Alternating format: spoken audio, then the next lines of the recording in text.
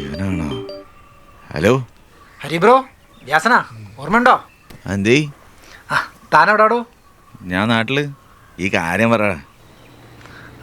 തൻ്റെ വള്ളിക്കുന്ന് എസ്റ്റേറ്റിലെ വീടില്ലേ, മുറിയൊക്കെ റെൻറ്റിന് കൊടുക്കുന്നത്, അതിപ്പോഴും ഉണ്ടോ? ഓ, ഞാൻ ആ വഴിക്ക് പൊയ്ക്കൊണ്ടിരിക്കുക. എനിക്കവിടെ വെളുപ്പിന് ചെറിയൊരു മീറ്റിംഗ്.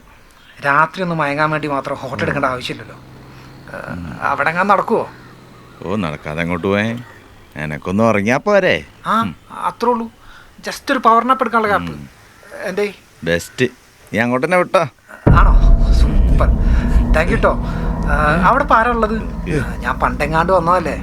അവിടെ ഇപ്പം അങ്ങനെ ആരും ഇല്ല. ആകെ അപ്പുറത്തെ മുറിയിൽ ഒരു ഹിന്ദിക്കാരുണ്ട്, അലി. അത് ഞാൻ വിളിച്ചു പറഞ്ഞോളാ. നീ അങ്ങോട്ട് ചെന്നോ. എടാ, നിങ്ങൾ എന്ത് പണിയാണ് കാണിക്കണത്? വ്യാസന കിളി പോയി കിടക്കുക. ഇനി അലീനും കൂടി ഇട്ടിട്ട് ഓൻ്റെ നാളത്തെ മീറ്റിംഗ് കളയാൻ വേണ്ടിയിട്ടാ? ഓനെന്ത് മീറ്റിങ്ങടോ വ്യാസനോ? ഓൻ വല്ല കള്ള പഠിക്കട്ടെ വന്നായിരിക്കരപ്പേ. പിന്നെ ഈ കാട്ടുമുക്കിലാണല്ലോ ഓന് കുറച്ചേക്ക് മീറ്റിങ്.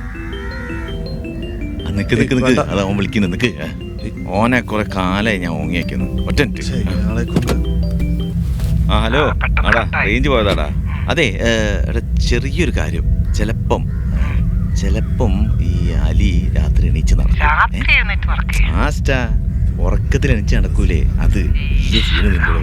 ബേജാർക്കി ബാത്നേ. അഥവാ അങ്ങനെ എന്തുണ്ടെങ്കിൽ ഒന്ന് പോയി തട്ടിയാ മതിയടോ. കമോൺ മാൻ, സീനൊന്നുമില്ല. ഞാനല്ലേ പറയുന്നത്. ഒന്ന് തട്ടിയിട്ട് അന്തർജാവെന്ന് പറഞ്ഞാൽ മതി.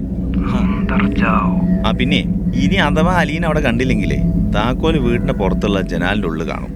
ഓക്കെ, ക്ലീൻ ആക്കാൻ ആള് വരും എന്ന് പറഞ്ഞപ്പോൾ അവിടെ വെപ്പിച്ചതാ. ഈ അടുത്ത് കയറിക്കോട്ടോ. ബാക്കി സെറ്റ് ചെയ്താളാ. Okay okay bro.